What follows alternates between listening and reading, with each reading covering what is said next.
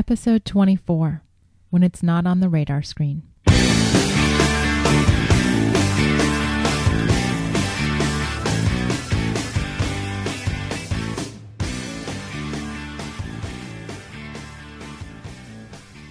Welcome back to One Extraordinary Marriage, where we talk about life, love, and the pursuit of intimacy.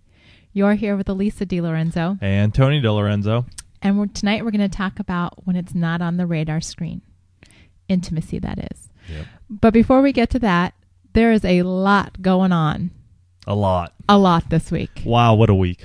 What a week we have had. Craziness. We had Tony's birthday this past week, so it was birthday time and date night Friday night. Mm-hmm. That was an interesting experience. You guys know we talked last week about being unplugged and leaving the cell phones at home, and really wish the guy that had been sitting at the table next to us had left his cell phone at home. Dude, okay, so here's the setup, you guys. Elisa, it was her month to take the lead, which we've talked about a little bit about and is talked about extensively in our upcoming book, Stripped Down, 13 Keys to Unlocking Intimacy in Your Marriage. Take the lead is 1 month. I take the lead on our date night where I set everything up. I am courting Elisa for that month's date night. She has no input. I just do it. And vice versa. The next month it would be Elisa's turn. Well, this was Elisa's turn, and she surprised me by taking us down to a favorite restaurant of ours, Bull and Bear Bar and Grill in La Jolla that overlooks the cove in the Pacific Ocean, and it's just fantastic. They have this beautiful patio to die for. I mean, it's 2-3 blocks away from the water. I mean, you're looking out of the water. I had hoped for sunset, but it was a little. It was cloudy. Yeah. So anyways, we get up there and the maitre d' goes, where would you like to sit on the patio? And, there's a corner towards the west end of the patio. And we're like, we'll sit right there. And so we sit down and the guy just, right in front of us, he's on his phone. He has his earpiece in and the dude is yelling. This is the way he was doing it. And I'm going to give you a little bit of this was the conversation going on. Mauricio, listen to me. Mauricio. No. Mauricio, listen to me. I gave you $25,000 and I didn't slit nobody's throat. Come on now. So, and this went on and on and on and on. And for pretty much the entire dinner. Almost the entire dinner. But there came a point where I was just like, all right, this dude's. Then he lights up a cigarette, which I'm not a big fan of smoking. Sorry. Don't dig it. But so he lights up a cigarette and I'm just like, you got to be kidding me, right? So we look at our waiter and we just go, we got to go somewhere else. We're moving because this dude's going to really start ruining my evening here. Right. Right. Oh yeah. It was to the point where we couldn't even carry on a conversation because his conversation was so loud. So he was either a drug dealer. Which I think he is. And if you guys have seen Traffic, you guys know La Jolla, California, because Traffic talks about La Jolla. Oh, really? I don't remember that part of the movie.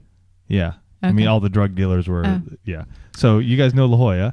So I don't know. The Irish couple thought that he was in finance or something.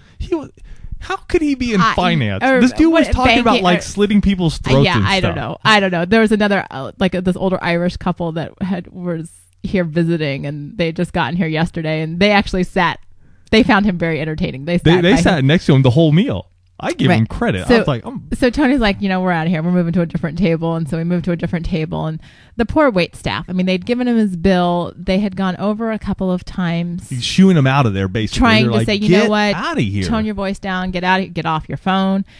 And finally, Tony's like, he says to our waiter, just from a customer service point, you might want to be aware of the fact that you have 5 tables out here that are unhappy with one table.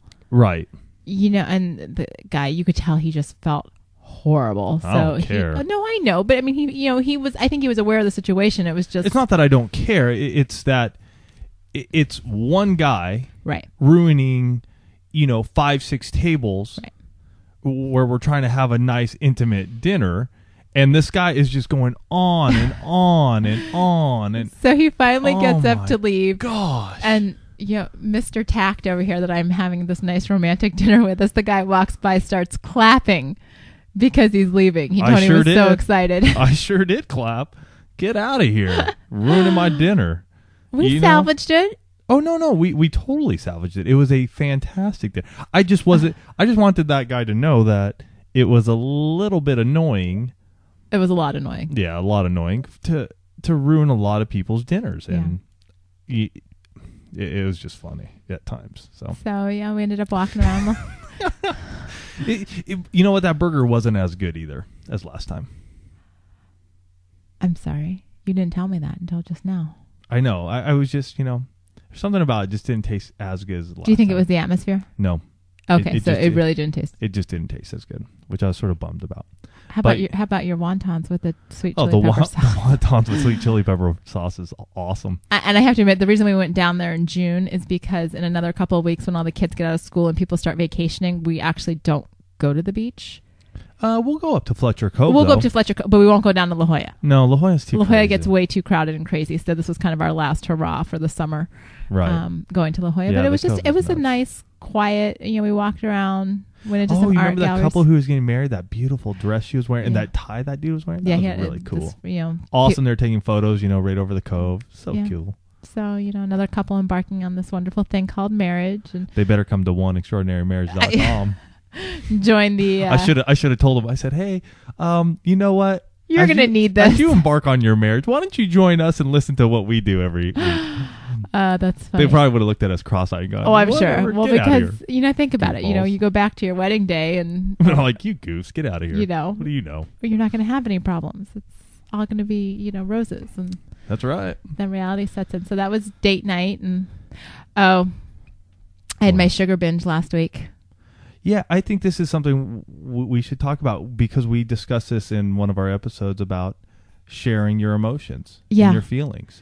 And why don't you tell everybody about that? You guys know that we're trying to eat a little bit healthier and get rid of the processed foods. And No, we're making, I think, some really concerted effort and doing a good job. We are. Yeah. We are. But the big thing has been getting out, getting rid of the sugars and the processed foods. And I had one day where I binged. I mean, it was bad. I was making brownies, and this is not to put blame on you, but this is what was going on in the house. I made brownies for your birthday. Yeah, and those brownies didn't taste good. Those brownies tasted like cake. I wasn't too pleased with those either. My birthday food just didn't work this year. The wontons were good. Okay, I'll lay everything on the wontons. The wontons were fantastic. Okay. Okay, so I was doing brownies for Tony's birthday, and then Alex had a program at school, and we had to make cookies, and he specifically requested Monster cookies. Well, Monster cookies have chocolate chips, and they have M&Ms, and, brown sugar and white sugar and oats and, butter and all the good, They have good oats. stuff. They have oats. They're healthy. They have eggs. And I have a weakness for cookie dough. A big weakness for cookie dough. I don't really care so much about the finished product. I just like eating cookie dough. And so, here I'm baking all this stuff, and I just started nibbling on the cookie dough. Well, having been more clean over the last couple of weeks, I really, kind of had like the sugar, sugar high, sugar crash. I had it all. You did. And so but I hadn't told Tony how much sugar I'd had. Right. And because I was out working. Yeah, doing you were at my work. deal. You didn't know. And so it was one of those things where, like, all that night, I'm like, oh, I want to tell him. I want to tell him what I did. Not that it's anything horrible. Not that that's, but I felt like I needed to be accountable. We're being accountable to each other, which is very important. Right. And so, I went back and forth, and I'm like, oh, is he going to make a big deal about this? Okay, I'm just going to go to bed. But so the next morning, it was still really bothering me that I hadn't said anything to you. And so I'm getting ready to take Abby to school, and I'm like, I need to talk to you for a minute. And you're like on the computer or something. You're like, okay, what's up? And I said, I just need to tell you, I totally binged yesterday. Mm-hmm. And I wanted to tell you last night, and for whatever reason, didn't feel I could. This big sugar secret between us. And I need to let you know that this was a struggle for me yesterday, and I didn't beat the addiction yesterday, my sugar addiction. And thankfully you didn't harp on me. You didn't, say, well, what are you doing? You're making, cookies are your problem. Don't make cookies. You were just like, okay, well, you know what? Today's another day. Right. And I really appreciate that because I've got a serious sugar addiction, sweet tooth, and it is something I am working on. And so it was one of those times where I knew I had to go to Tony in terms of accountability. I needed to say, you know what, this is what happened yesterday. Right. And thankfully, he handled it well. I didn't get lectured. I didn't get all. It was just like, okay, well, you know what? Let's work on it again today. Right. And that's key. It seems kind of silly to be, sitting here taking, 3 or 4 minutes talking about sugar, but really it's representative of any type of issue we have in our marriage. Right. I think when these situations come up, you don't want to be argumentative about it. You don't want to be defensive about it. I think it's one of those, as a couple, we help each other out. Mm-hmm. And to do that is, the way I see it, the best way to do that is just to go, you fell, let me pick you up, and let's start walking again. Right. I think one of the best analogies for this is for all of you who have had kids.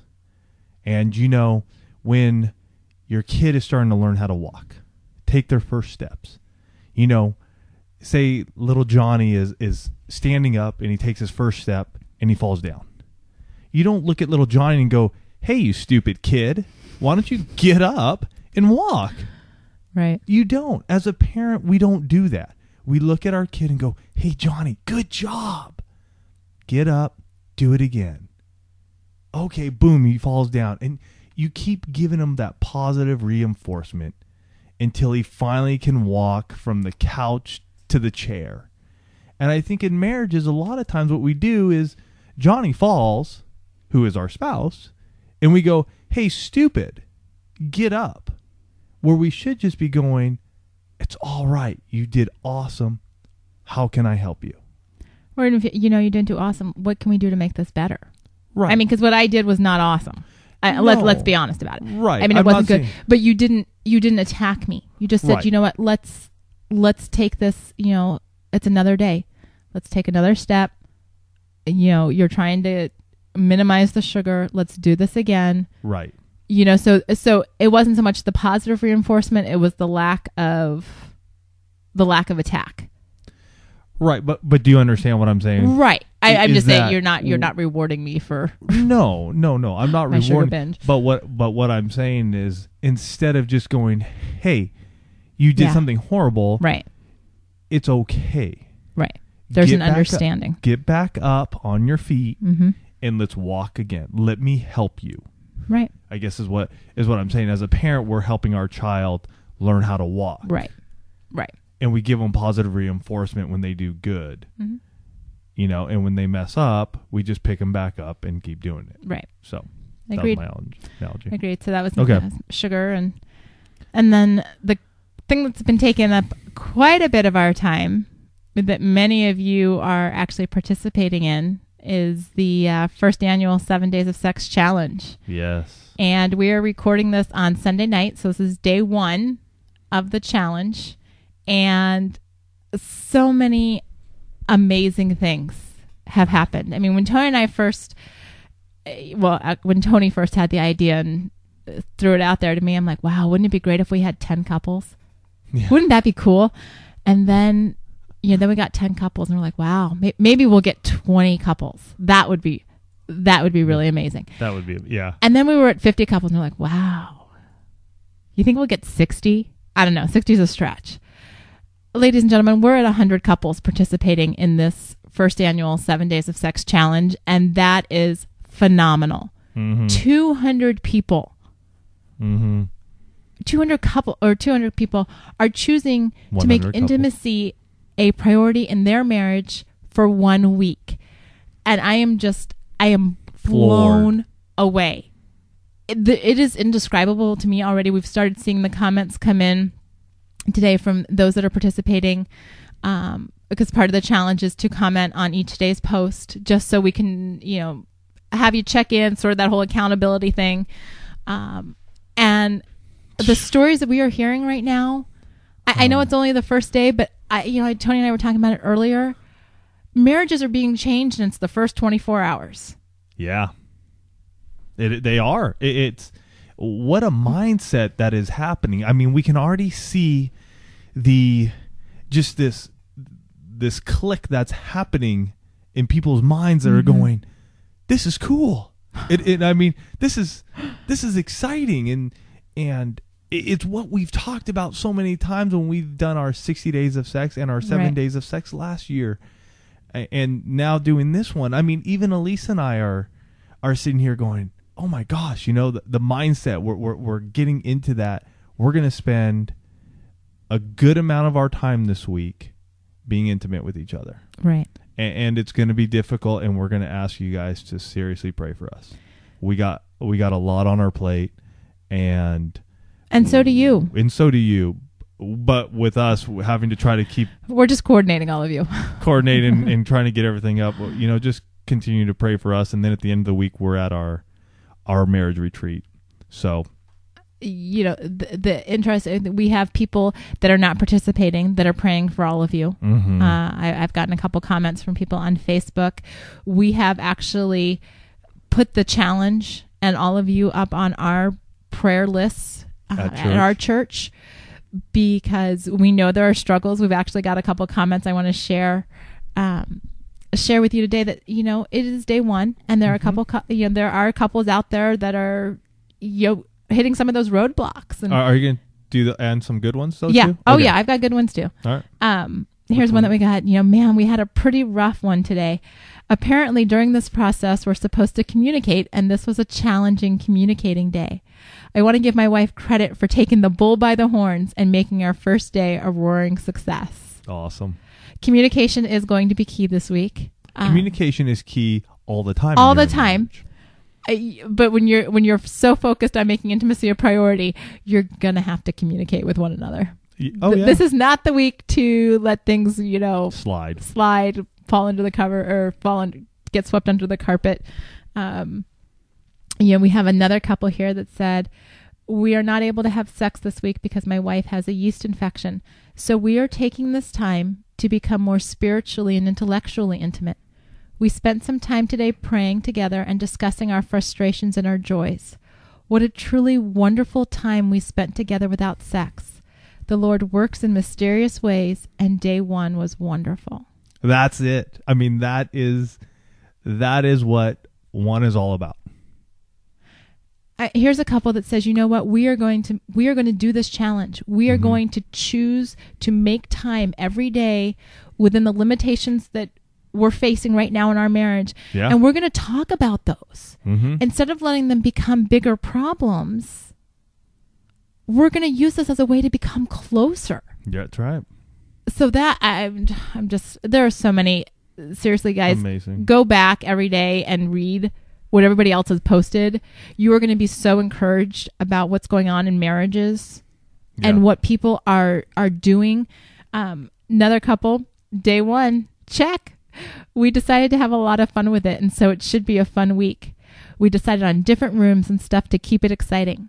We are both also planning every other day. So for me, every other day will be a surprise. It's awesome. And that ties in. A couple of you had asked, the question, okay, how do we not make this be, monotonous or routine or boring? And I do encourage you at each week or each day this week, there's going to be a different post, whether it's a video clip or an audio clip or just a blog. And we are going to be addressing some of these concerns, partly because we've done this before. So we know what some of those challenges are going to be. We know that, not falling into a rut with this is a very big thing. Try different rooms, try aromatherapy, start thinking outside the box. Talk to your spouse about what would make this exciting for you. Quickies are okay. Does it mean both of you have to climax? No, if that's okay with the two of you. Talk about it. I mean, that is part of the process here is talking to each other with what's okay within the confines of what you're doing this week. And for each of us, it's different. For what Elisa and I might do and like to do, you may roll your eyes and go, that's so corny. Or what you guys might like to do, Elisa and I may go, you know what, that just doesn't work with where we are in our marriage. So it's all about communicating these pleasures that you so desire. And as long as the two of you come together and agree upon it, God's there. It works. You know, I think that's the thing. If the two of you agree upon it, I don't care what anybody else says. God blesses you guys for coming together, agreeing upon it, and acting on it. And Elisa and I have done things in our bedroom that we won't divulge, but it's stuff that we agree upon that we enjoy doing together. And I think that's the key. Yeah. You know, it goes back to the communication part that we talked about. Right. First, you guys know what's okay in your marriage. Have fun with that. You know, this is a week where, you know, Tony and I were talking earlier and we were doing the math, and I was just saying, okay, let's just say on a quick scale, you know, you're intimate for 20 minutes a day for this week. Right. So that's 140 minutes, right? 7 times 20. So 2 hours and 20 roughly minutes. 2 hours, you know, a little over 2 hours. There are 168 hours in the week. So you're taking out of that 168 hours, 2 hours. 2 hours. How about if we boost that up to 5 hours? But what I was saying, yeah, I mean, I'm just, hey, if we can have more foreplay, let's go for it. If you can carve out the time in our schedules. But no, both of us have to carve out the time in our schedules. That's true. And Elisa and I, we know from doing this twice before, we are late nighters. It's now 9:46 and we're podcasting Sunday night. This is just typical of Elisa and I when we do these. We'll roll and it'll be almost last minute. It'll be like 11:59. Let's go. But for us, that works. I mean, that's part of the challenge. We'll have our foreplay. We'll have a great time, but we'll always squeak it in right in. But the thing that I want to say to all of you is, you know, even on the low side, let's say that's 5 hours out of this 168-hour week. Oh, I know. You take 5 hours, and based on what I'm reading in these blog posts already or in these comments, 5 hours for each one of these 100 couples, you are going to so dramatically change your marriage and change your mindset towards intimacy in your marriage and towards your partner. Your spouse is going to operate and live in a whole different realm in your mind because you have chosen 1 week to make them a priority. And I am so looking forward to the stories that we hear after. I'm looking forward to all the stories. I mean, and quite honestly, guys, there's probably another book in here with your experiences. And I would love, as we go through this week, you guys want to call us and let us know what's going on with you. Call us. It's 858-754-9937. We'll be more than happy to play a number of audio clips on any day, and just so people can just listen to what you guys are doing and how it's going. This community is so supportive, and you all, whether you've been married, 2 years or 40 years or 6 months or 6 months, you're having fun with this. That's right. If you look at the map, there are people literally all over the world participating in this. You have a huge support network of people that are doing this alongside with you. Yep. Supporting you, cheering you on, hoping that everyone and praying that everyone is successful this week. And God bless you this week, because this is, I don't even have words for it, which you guys know I don't typically have a problem with that. So, and when you do call in, just leave your names, how long you've been married on this one. If you're leaving feedback for the 7 Days of Sex Challenge, tell us how long you've been married. That way, when we do play it, other couples who are married for 5 years, 10 years, 20 years can go, oh, I can relate to that couple. I think that would be really cool. So we would love to have your listener feedback. Now, the interesting thing, obviously, you can tell how jazzed we are about this week, and how much and how excited we are. But we actually, this last week, we fasted. Yeah, and this is, wow. I mean, it's been a long time since we've really gone all week. Right. I mean, when was the last time we had sex? Probably last Friday. Was it last Friday before we went camping? A week ago Friday before we went camping. Okay. I think. So it's been Saturday, yeah, long 9 time. days? Long time for us. Yeah, I mean, that's a long time for us. But it was a very interesting kind of case study, personal case study. Mm-hmm. And that's what actually gave us the topic for tonight. You know, what happens when it's not on the radar screen? What happens when intimacy is not a priority in your marriage? And we knew we were going to fast this last week. Partly because we knew we just had to get we knew we were going to be doing the 7 days of sex. So we sort of wanted to take some time off just to kind of, abstain. Sort of abstain. Just to not do it, to be ready. Personally, as a guy, I just needed to take a break, knowing that come day 5, 6, and 7, for me, it's usually tough. So if we were having sex on our normal twice a week schedule, I think I would have been petering out, maybe even earlier. Okay. So I don't know. I'm happy we just took a break. But again, going back to the case study, the personal case study, we didn't even make intimacy a priority this past week. No.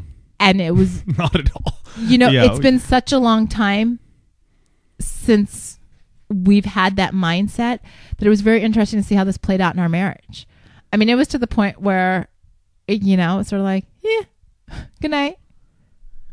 Well, there were a couple of nights I think I was just like, night. I went to bed. And you went to bed. I was still up, doing stuff on the computer. And I wasn't like, oh, I've got, it's Tuesday. I better get into bed. And, Right. When we discussed this yesterday, or was it this morning, it was very interesting to see how we shifted very quickly from just going, this is a part of our life, having sex twice a week, to, okay, we're gonna just take this week off. We need it. And I think for us, I mean, it was quick. It was just sort of like, boom, okay. And we didn't pay any attention to it. And I can only imagine what would happen if this would just continue on. Right. If it would continue on week after week where we're not making intimacy a priority in our marriage. We used to be there. But yeah, we have. We've been there. And so it was a little frightening to see how quickly we kind of reverted back to, I mean, I definitely missed it. Obviously, with your birthday being this week and us having date night, I mean, those were two opportunities. Those were two we would have had sex nights or days. I mean, come on, it's your birthday. You get birthday sex, and date night is always date night sex. So, to have those two very specific instances where I'm like, oh, well, we're fasting this week, so we're not going. Kind of weird.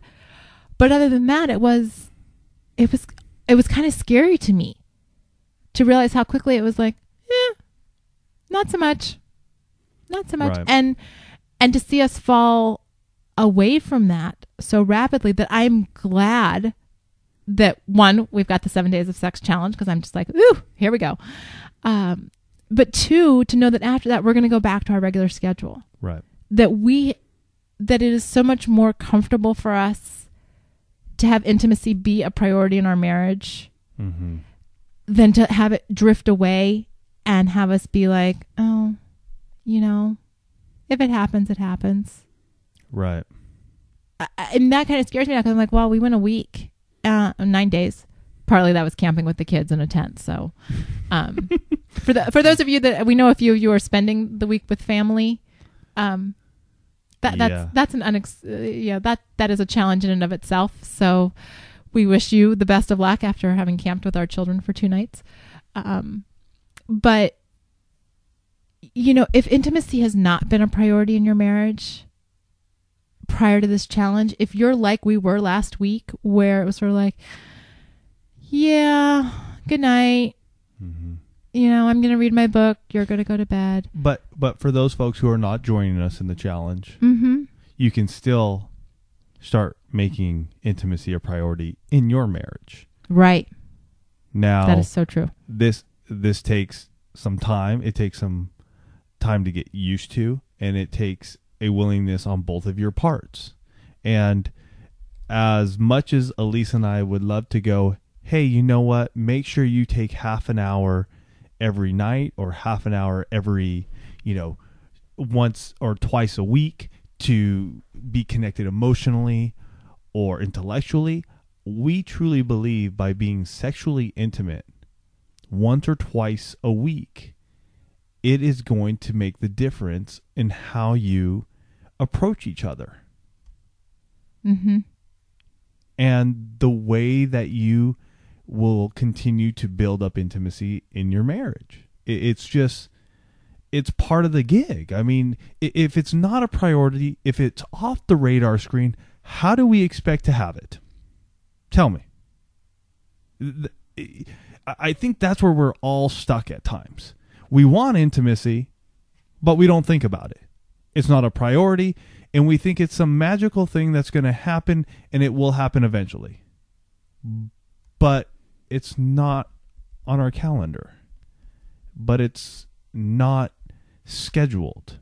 But it just will happen when it will. Well, where's that gone you? Yeah. Right? Where has that gone you? Because if you're sitting there going, oh, I wish I could have that. Well, don't you think it's time to start making some changes so you can? Don't you think it would be important to have some intentionality? Well, and there was even a comment, I'm looking for it now, Okay. in the 40 plus comments we've got, where somebody, and I'm going to paraphrase, basically said something to the effect of, scheduled sex is not so bad. Right. It's not. It's not at all. It doesn't lose anything. That's one of the biggest questions we get sometimes. Oh, but it's not spontaneous. Really? Well, how often do you have spontaneous sex? Not that often. Okay. Well, that's a great argument. Thank you for bringing that one to my attention, because in our last small group, it was funnier than heck. That was pretty funny. Why don't you tell them? No, you tell the story. Okay. It was funnier than heck when this one couple, the guy was, he mentioned, well, it would be more fun to have spontaneous sex, and the wife just basically looked at him and goes, well, when was the last time that happened for you? Everybody's like, and that was his wife that made that comment. And that was his wife that made that comment. So it's, when intimacy is off the radar screen and it's way out there in left field, we got to rein that thing back in, and we got to start making it a priority in our marriages. Somewhere, somehow, we got to do it. And I think the next problem that many of us have is that we see and we watch and we hear too much TV, too much radio, and too much garbage about what romance, passion, and intimacy should be in our marriage. It's just a fact. I mean, it doesn't need to be this huge, out of this world date night dinner. It doesn't need to be this, oh my gosh, how romantic and how beautiful and how, I think this is just fantasy land sometimes. Exactly. And, being... And if you're living in fantasy land, you're going to be let down. Well, yeah, on both sides. On both sides of the equation. The reality is that we live in a busy world. We have lots of commitments and obligations. And, sometimes you just got to squeak out what you can squeak out in the schedule. And you've got to say, okay, you know what? If I can give you, here's the 10 minutes where our schedule overlaps because you've got this obligation, we make that time precious. If this is the 10 minutes that we can come together, mm-hmm. then you make that 10 minutes fantastic. If you've got 3 hours because it's date night, mm-hmm. then it's 3 hours. It doesn't have to be fireworks, people. Mm-mm. But it goes back to what you were saying earlier. 20 minutes a day is 2 hours and 20 minutes a week. Subtract that from 168 hours that we all have a week. I think we can each in our marriages take 2 to 3 hours a week and schedule intimacy with our spouses. Do you agree? I mean, come on. Most people spend more than that on the internet or watching TV.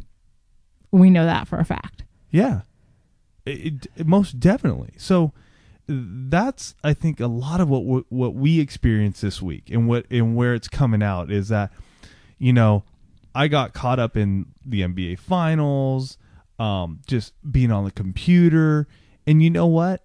I did. Intimacy was not a priority this week for me at all. Not one bit. I knew we weren't having sex. And so I sort of said, all right, shut down. No big deal. I'm going to just do my thing. And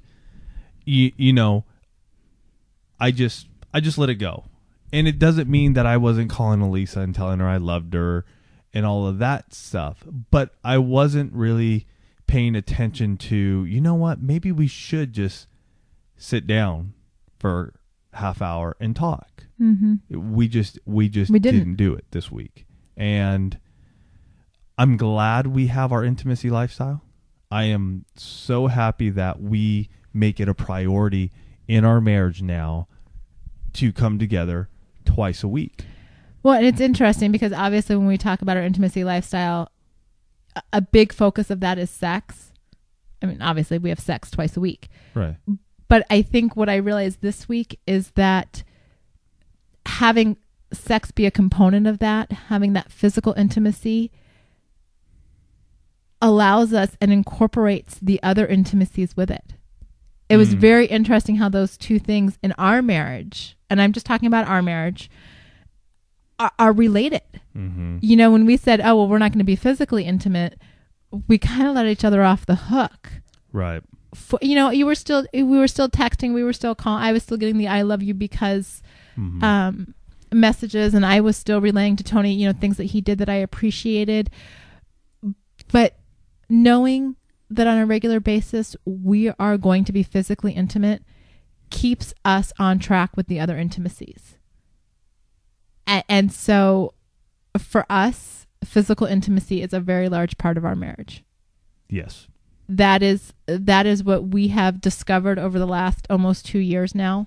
Mm-hmm. That it's the glue that keeps us together. Well, it's one of the glues. Right. There's a lot of glue that keeps us together after almost 14 years. Yeah, but it's a big component. It's a big component. And I think... I mean, what I'm saying that is that we don't have friction over it. Oh, not at all. And sex is a big point or contention for a lot of couples. Mm-hmm. And because it becomes this power struggle, mm-hmm.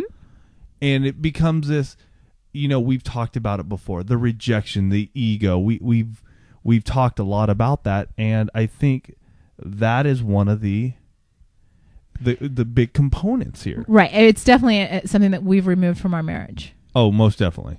And for those of you that don't have intimacy where you want it to be, mm-hmm. Think about making a shift to an intimacy lifestyle. Right. Maybe for you, it's once a week. Right. Yeah. Whatever, again, this goes back to that communication piece, whatever you and your spouse determine is going to work for you, but bring intimacy back on your radar screen. Or if it's just on the periphery and you want it dead center, mm-hmm. make the choices that are going to make that happen. Because mm-hmm. the reality is that if you're not putting forth the effort to do so, it is not going to happen. Right. And you will be like we were last week, where intimacy is not a priority, and guess what? Neither is your spouse. Right. And it is a slippery slope that is pretty steep, because I could easily see if we didn't, if we weren't jumping back into this week, it'd be like, yeah, well, last week was pretty comfortable. Mm-hmm. I'm not really in the mood. Right. Guess what? Get in the mood. Get it on. Get it on. Get together with your spouse in whatever way, whether it's the couple that's sitting down and praying and talking through their frustrations and joys, or if it's the couple that's saying, what rooms are we going to be in this week? Yeah. Or how long is it going to take the kids to go to bed? Or how many times is the potty training one going to get up to go to the bathroom before that's a good one. Before we can go to sleep. Right. Or at least lock them in their room. You guys can do this. You can make your spouse the priority in your marriage. It's a choice. Right. It is a choice to make intimacy a key component of your marriage and to put it on the radar screen. Yep. So it's up to you. What are you and your spouse going to choose? And what are you going to do to make that choice a reality? For us, the choice is clear. We choose to be intimate with each other. We've set up our lives around that. We've set up, our marriage. We've set, that we work out things with the children around the choice to put each other first. Is it easy? Not always. But I can tell you that it's absolutely worth it. Mm-hmm. Because this is a physical intimacy, like Tony said, is one area of our marriage where there is no tension. Mm-mm. It took us 12 years to get to that point. And a lot of heartache and a lot of aggravation, but we did it. Mm-hmm. So for those of you that are thinking it's too late for us or this is too hard, it's not. It's not. And those of you that are participating in the 7 Days of Sex Challenge, this is a week to make that happen. Like Tony said, if you're not participating in the challenge, get on board. Make decisions in your marriage. We love hearing what's going on with you guys.